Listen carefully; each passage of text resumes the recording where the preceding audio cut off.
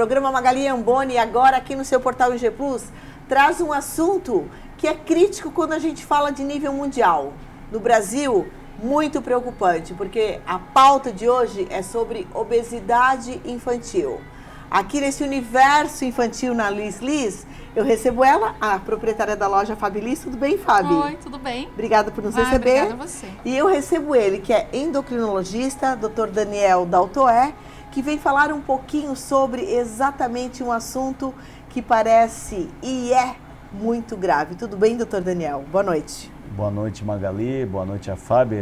Primeiro, agradecer o convite.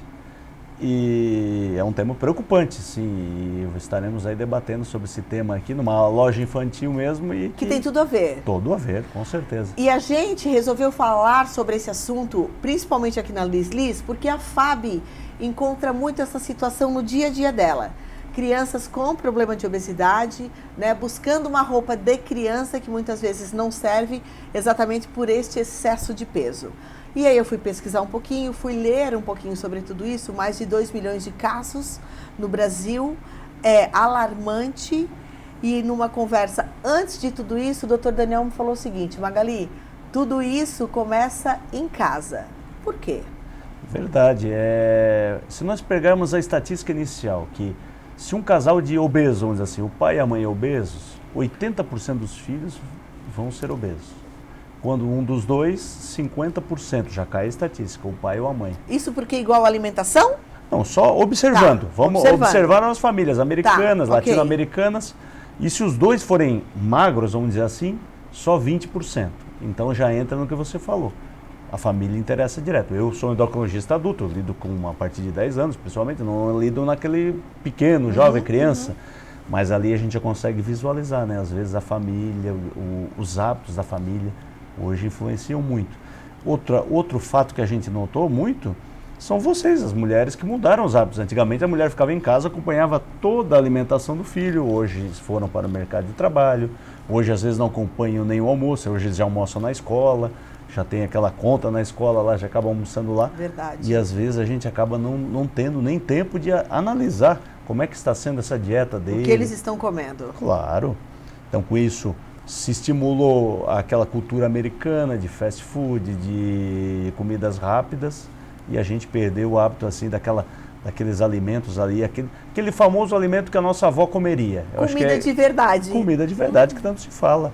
Então hoje o que os estudos mostram? Cada vez se alimentar mais com comida de verdade e evitar os alimentos ultraprocessados, que eles consideram aqueles alimentos que vão pelo menos 5 ingredientes, seja de qualquer natureza.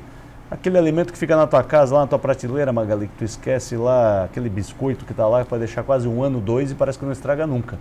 Aquele ali a gente tem que ter um pouco de cuidado. Porque tem que ser exceção, não vou dizer que não vai comer nunca um biscoito, não é por aí, acho que não somos extremistas também, mas não pode transformar o que a gente sente, às vezes a pessoa deixa de comer uma refeição de verdade para comer algo assim rápido, um biscoito, que seja um chocolate, independente, né? Eu acho que é aí que a gente começou a notar esse crescimento da obesidade, que está envolvido, claro, a dieta, mas está envolvido o que temos dentro de casa. Eu sempre questiono isso com as mães, né? Que fruta que você comeu, qual a fruta, ou vegetal em geral, ou legume. Quando foi a última vez, né? Porque às vezes a gente vê, né? Eles querem exigir dos filhos, mas não tem dentro de casa. Verdade. Como é que nós vamos fazer? Né? Exemplo? É um exemplo. Quando a gente fala dessa obesidade infantil, vamos para esse universo, né, da criança. A criança que brinca, a criança que não para, a criança que se joga, a criança que tem muito movimento. E aí, Fábio, eu quero puxar isso para ti, porque quando essa criança que chega aqui com essa obesidade infantil, eu acredito que ela seja uma criança, claro, ela está mais pesada, então assim, ela não tem movimento, ela não é uma criança que brinca, ela realmente é uma criança que chega na loja, ela é muito diferente de uma criança que não tem problema com obesidade? Nós já começamos assim pelo acompanhante, ou pela mãe, ou pelo pai.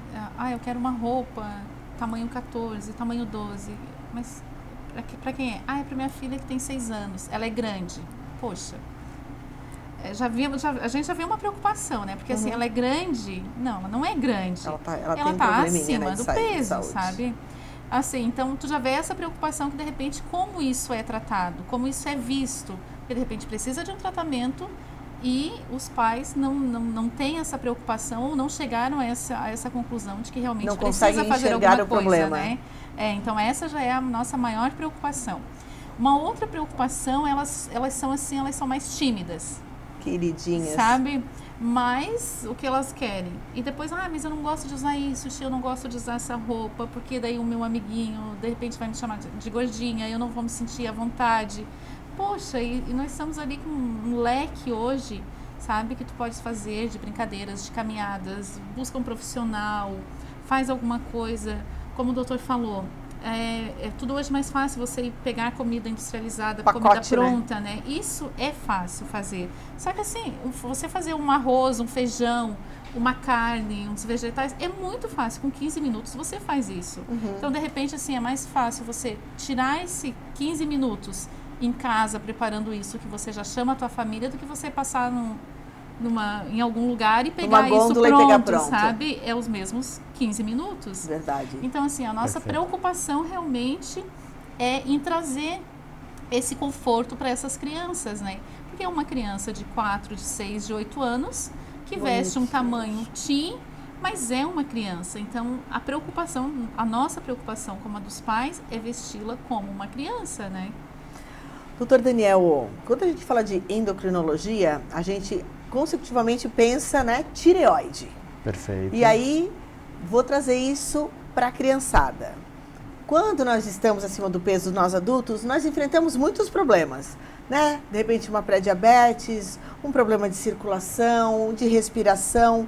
Quando a gente fala da criança, esse sobrepeso, além de todas essas doenças que eu citei, que elas com certeza vão enfrentar, como é que fica a tireoide? Se altera, tem como reverter isso? Porque uma vez eu li alguma coisa assim, que pode ser bobagem, tá?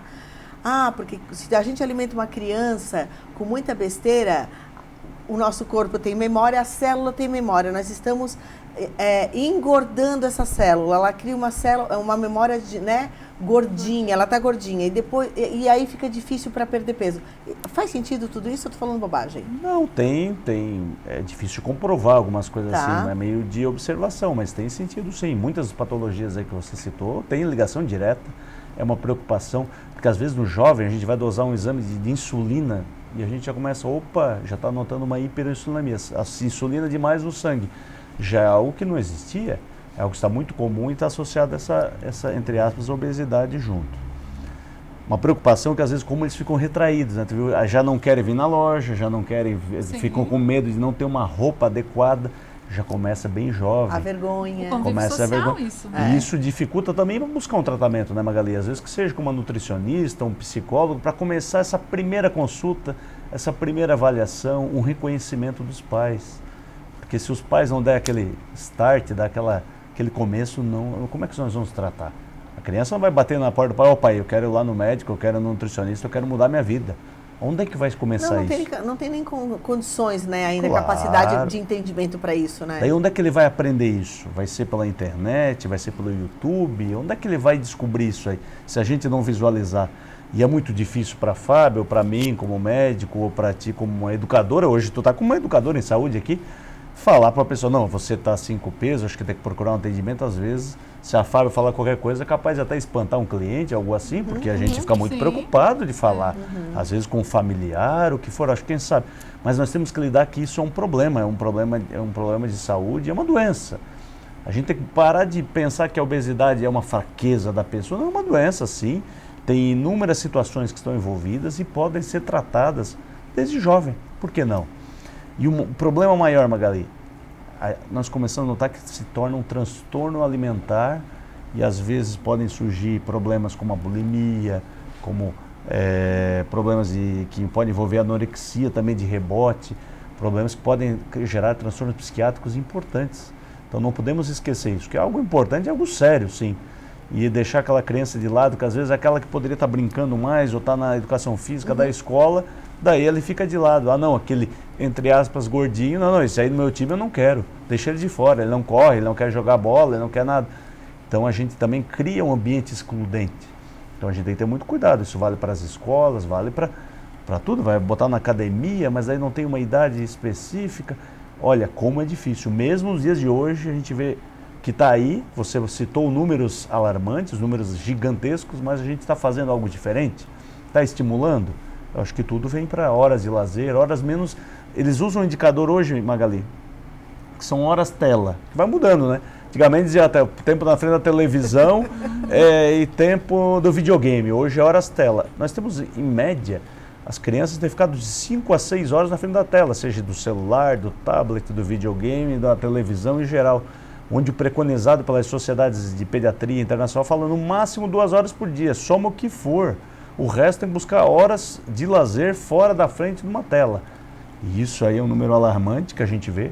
Hoje tu pode ir em qualquer lugar, tu vai num hotel, vai viajar, às vezes eu vou olhar para aquelas crianças, tem 10 crianças reunidas, todas no celular ali, nem se conversam. É uma geração de zumbis aí que nós estamos criando, mas isso aí preocupa, né? Preocupa e isso aí vai aumentar. Mas é o exemplo, né? Exatamente. Claro. Alguém entregou para eles. Exatamente. Né? Com certeza. Exatamente. É mais fácil, né, a gente entregar um celular para os nossos filhos, assim, ó, fica ali quietinho, ali dá o celular para ele não incomodar, nós vamos estar num restaurante. A moderna babá eletrônica, né? Claro, acalma qualquer um. Isso eu vejo na recepção, sabe, Magali? A gente está no consultório, antigamente a gente vê aquela criança quebrando toda ali a recepção, vê barulho toda, hoje a gente vê. É uma idade talvez de 1 ano a 2, uma criança ali que ela faz esse barulho, depois ele sumiu. O celular fez isso, mudou, né? As crianças hoje, a recepção não faz barulho nenhum. Pode estar cheio de criança. Quando a gente fala desse pré-adolescente que tu começas a trabalhar aí a partir dos 10 anos, antes de tu chegares aqui, tu assim, eu estava com um paciente mais ou menos nessa faixa etária. Estava atendendo um paciente de 14 anos, que daí praticamente ele é um jovem, mas ele tem todos os indicadores de adulto. Eles relatam o que incomoda? Eles chegam relatando o que incomoda, doutor? Depende muito. Então, às vezes, a gente tem que ter etapas da consulta, às vezes, porque geralmente eles vão com quem? Com a mãe, né? E às vezes eles podem ter alguns traumas, algumas coisas que são difíceis, né? E muitas vezes tem paralelo acompanhamento com o psiquiatra, né? Então já é um caso que já tem que acompanhar, que às vezes envolve medicamento. Com outro olhar. Com outro olhar, um olhar multiprofissional. Hoje, quem não olhar multiprofissional está totalmente por fora, seja para avaliar com um profissional de educação física, um nutricionista, um psicólogo. Isso é muito importante, aquele olhar assim que eu vou resolver tudo, eu sou o educador físico, eu vou resolver tudo, eu sou o nutricionista que eu vou resolver tudo. Isso aí não está com nada. Isso aí não é uma verdade. Pode funcionar para 1 ou 2, mas a estatística mostra que não é verdade. Né? Vamos falar, por exemplo, uma academia. Eles têm uma estatística aqui, Brasil, é pesquisa da FGV. A cada 100 que se matriculam em março na academia, fecha o outro ano em março, só 4% terminam aquele ciclo. Então, onde é que nós estamos errando? O que a gente está fazendo na monotonia? Então, o exercício é difícil, controlar o alimento é difícil. Né? Então, os hábitos da família. Mas é aquela coisa, como você falou, o tempo de preparo, né? Como a Fábio citou ali, será que gastamos tanto tempo assim para preparar um alimento? Né? E não gasta, rápido, né? É prático. Um arrozinho, um feijãozinho, né? E depois um bife, uma saladinha. Né? Ali chama as família crianças. Mesa. Chama o preparo para a cozinha, de preparar junto, acho que o ambiente de conversar com a família dá para ser feito sim. E o estímulo dentro de casa é importante, sim, sem dúvida. Se na tua casa não tiver o produto, como é que ele vai fazer? Na minha casa, por exemplo, não sei se eu posso dar como exemplo, não tem refrigerante na minha casa. Agora, se eles vão tomar um refrigerante, meus filhos, vão aprender fora, ou numa festa de criança, não sei. Mas a minha parte eu estou fazendo. Eu acho que a gente tem que tentar buscar os hábitos, a gente vai ter estimulando. Nós temos facilidade aqui, nós estamos numa região que, temos a Feira Livre aqui, que de fácil acesso, toda terça, sexta, sábado aqui, produtos fáceis, fácil acesso. Se nós estivéssemos em São Paulo, Rio, que tem uma coisa lá que é... Eu posso falar que eu morei nas 2 cidades, então a gente via dificuldade. Não era uma coisa assim que custava muito dinheiro, né? Porque imagina o que não anda um pé de alface para chegar lá no centro do Rio de Janeiro. Aqui nós temos alface. Aqui nós somos quase quilômetro zero. Mas é o que se busca hoje. Uma dieta moderna, o que é? Aquele alimento, Magali, que para chegar no teu prato, isso vem lá da Escandinávia. O alimento para chegar no teu prato, ele não deve ter percorrido mais que 100 quilômetros. Então, aquela fruta tal não tem naquela época, troca, vai buscar uma outra. Algo está errado. Se aquele alimento, alguma coisa, forçaram ele, não tá, algum produto não está sendo adequado. Quando a gente estuda em endócrino, a gente tem hoje diversos produtos, Magali, são os desreguladores endócrinos, que com certeza você já viu lá, e que nos Estados Unidos falava-se muito do plástico, que tinha um produto que é o bisfenol, que é o BPA. Eles vinham no plástico lá, o BPA free, que a gente usava na mamadeira do neném, botava no micro-ondas, aquecia, aquele plástico se soltava e nós ingerimos esse plástico. O que acontece? Esse bisfenol está associado a alterar todas as glândulas praticamente do corpo. Meu Deus. Está mais associado à obesidade, está mais associado a diabetes. Então isso, inclusive tireoide que você citou, porque querendo ou não, está aumentando a frequência de hipotireoidismo, está aumentando a frequência de câncer de tireoide, está aumentando assustadoramente a obesidade, o diabetes. Mas pode ter fatores no nosso ambiente. Então, bisfenol é um deles, tem o outro componente do plástico, é o fitalato. Então, se nós for ver, a quantidade de produtos que estão envolvidos são enormes. E esse processo acontece tanto no aquecimento quanto no resfriado? Principalmente no aquecimento, tá? Quando está soltando esses produtos. Essa semana, por exemplo, olha só o produto que estava ali quietinho, os americanos liberaram no sachê do chá. Para aquela colinha que eles têm que colocar ali para fechar, aquela cola está liberando inúmeras partículas que nós estamos ingerindo. Nós estamos gerando bilhões e bilhões de partículas de plástico que não serve para nós, não é alimento. Então, olha só, às vezes a gente pode ter pequenos fatores. Que medo que dá, a não indústria dá, gente? Dá um medo, claro. Se nós for falar de desreguladores endócrinos, nós vamos se assustar. Porque estão associados em tudo. Vocês, mulheres, a gente acaba não lidando, mas a beleza, muitos produtos estão ligados à beleza, desde o batom que pode ter chumbo, aquele batom mais vermelho, daí você vai se alimentar, vai tomar um café, você pode ingerir. Desodorante também. Spray de cabelo, perfume, desodorante, então tem vários. Claro que é um terrorismo, a gente não vai dizer que não vamos fazer isso, mas a gente dá para melhorar, não pode ser nem o 8, nem o 8, nem o 80, acho que a gente vai ver. Tem fatores, mas quando vai falar ligado à indústria, é um problema. É muito grande. É muito grande. Então a gente tem que ter preocupação. E o plástico foi um deles, com certeza. Tu não vê mais hoje ninguém tomando mais café em copinho plástico, porque aquele copinho plástico lá é um veneno. Era um problema e liberava aquelas partículas. Poderia ser um veneno? Talvez, mas é uma preocupação. Então nossas dietas foram mudando, o tempo foi mudando e hoje a gente está voltando naquele tempo, né? Fizeram, o ovo virou um vilão, depois voltou, hoje eles consideram ele um parceiro. A carne de porco também já foi vilã, não foi? Claro. Hoje ela já está, né? O frango uma vez era cheio de hormônio, depois veio estudos que hoje não, eles têm né? ambiente confinado, mudou. O frango, a equipe do Hospital de Clínicas de Porto Alegre mostra por A mais B, eles têm grandes estudos com frango e com benefícios semelhantes ao peixe. Então nós temos muito preconceito. Nós temos preconceito com frango, na nossa região a gente tem com porco. Se for pensar em hidatidose, que era uma doença antiga, que dava um problema enorme, já foi, há muito tempo já foi eliminada, mas nós criamos esse preconceito. A diferença nossa é que a gente acaba consumindo muita carne vermelha, né? Então, diferentemente lá da dieta do Mediterrâneo, que seria a dieta ideal, a dieta do Mediterrâneo sugere que se ingira carne vermelha uma vez por semana ou 4 vezes por mês. Nós fazemos o contrário. Aqui a gente ingere muito mais. Mais. Mas a gente falou algumas facilidades nossas, né, Magali? Mas aqui a gente já tem uma dificuldade maior que é com o peixe, né? Peixe parece que Criciúma parece que já não consegue tão fácil, aquele peixe fresco, aquela coisa. E a gente mora basicamente num litoral, né? Não é para ser tão difícil assim, né? Mas consumimos muito pouco aqui. Consumimos de muito. média per capita muito pouco. Eu vou dizer que na minha casa é bem inverso. A minha casa a gente consome muito peixe, muita salada. E a carne é uma coisa esporádica por causa do meu filho. Senão, não existiria na minha mesa. É interessante, que bom, mas não é a média que a gente pega aqui na região. Não é. E o mais interessante que vem dele, né? Também. Eu ouço assim, não vou fazer peixe na minha casa porque vai deixar cheiro no apartamento, daí não dá para fazer.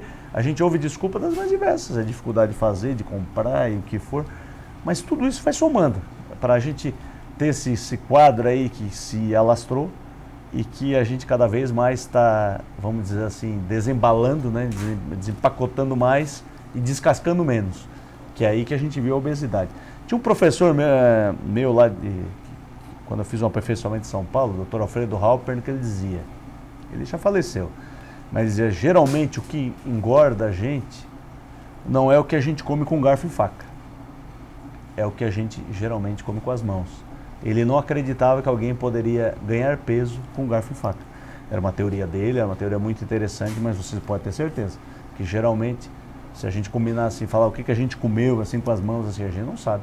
Se a gente combinar para um coquetel, né, Magali, vai dizer, o que tu comeu ali, Magali, naquela festa de criança, tal, tu vai lembrar, não, provei aqueles canapés, provei aqueles salgadinhos, mas quantos tu comeu? Não vai saber, vai perder a conta. Então tudo isso se distrai. Como a gente falou da televisão, a gente come na frente da televisão. A maioria das famílias daí não sabe se comeu, se não comeu. Como é que o cérebro reage a isso? Então são várias coisas que a gente está vendo. Então hoje eu acredito que está mais dessa parte mental, mais da parte da cabeça da pessoa do que do próprio, assim, aquele alimento que é muito difícil. Os nutricionistas não gostam, que às vezes querem formar aquele cardápio e tal. Eu não acredito muito naquilo, eu acho que é um negócio que não funciona. A baixa adesão é muito grande. É verdade, que cansa, enjoa, né? Cansa, né? Só de você ver aquela 5 páginas ali, saber vamos pensar na avó e no vô que comiam de tudo e comiam saudável. Doutor Daniel, deixa assim pra gente, infelizmente tem tempo, né? Eu já queria ficar aqui 10 horas.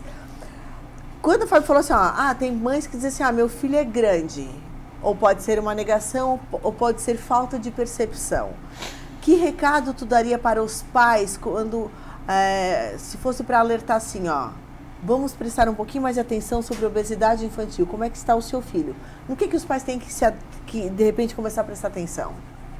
Um ponto que a gente já falou, que é uma doença, vamos botar assim, que dá para ser tratada o quanto antes, e quando estiver crescendo é mais fácil de tratar. O menino, seja menino ou menina, independente, menina hoje temos essa parte que daí vem a menarca, vem a primeira menstruação, muito comparativo entre as idades, eu acho que vale a pena sim avaliar para evitar problemas futuros, transtornos de ordem psiquiátrica, transtornos de ordem em geral, acho que vale a pena sim buscar um atendimento o quanto antes, seja com o pediatra que for amigo da família, se for mais jovem, porque fica um buraco também, às vezes, será que eu vou no pediatra? Eles ficam com vergonha, será que eu vou no pediatra porque ele é muito grande? Será que vai num clínico geral? Né? As meninas já pode ser a primeiro encontro ao ginecologista, então fica esse buraco. Mas quem sabe também, um endocrinologista também, mas eu acho que o ponto é onde se sintam confiança, que é o começo de tudo. Alguém que os pais tenham confiança, alguém que tenha respaldo para isso, né? E sem modismo, muito cuidado, porque é um negócio muito sério. Ninguém conseguiu comprovar ainda que esse vai ser o caminho, vai para todos valer. Mas, como você citou antes, a dieta da avó, aquela história dos alimentos, ainda essa sim não saiu de moda. Isso pode ter certeza. Mas os hábitos começam dentro de casa. Quando nós olharmos um pouco mais para os nossos filhos, a dieta deles, eu acredito que a gente vai ter um ganho, né? E não vai ter esse ganho aí, essa obesidade assustadora, porque lá no futuro, muito provavelmente, eu vou estar vendo lá no consultório, pessoas já com acima do peso. Lamentavelmente. Lamentavelmente. Obrigada. Vamos combinar de fazer outro assim, né? Porque é ótimo. E aí a gente leva, sabe o que? Informação para vocês. Se vocês tiverem qualquer dúvida, façam uma pesquisa, procurem um profissional qualificado. Se quiser, de repente, conversar, né, descobrir, marcar uma consulta com o Dr. Daniel, mas procurem um especialista, e como ele mesmo falou, não é um profissional só. O ideal é que a gente tenha, assim, uma equipe que possa trabalhar com essa criança ou com esse pré-adolescente para que esse problema seja resolvido. Obrigada pela atenção, obrigada por ter saído correndo do consultório para vir para cá. Mais uma vez eu agradeço, eu acredito que estamos aqui para isso, para compartilhar conhecimento e educar em saúde, é isso, estar em todos os ambientes, quando convidar estamos aí à disposição, porque eu acho que esse é o ponto mais importante, acho que nós temos a ganhar, é uma missão que a gente está fazendo, aquela sementinha lá que estamos plantando, lá quem sabe vai germinar aí, vamos tirar bons frutos aí. É isso aí, Fábio, obrigada por nos receber. Agradeço a você, agradeço ao Dr. Daniel, e realmente essa é a nossa missão. Levar informação. Muito obrigada. Eu que agradeço. Gente, é isso. O programa de hoje está chegando ao final. Eu encontro vocês na próxima semana. Tchau.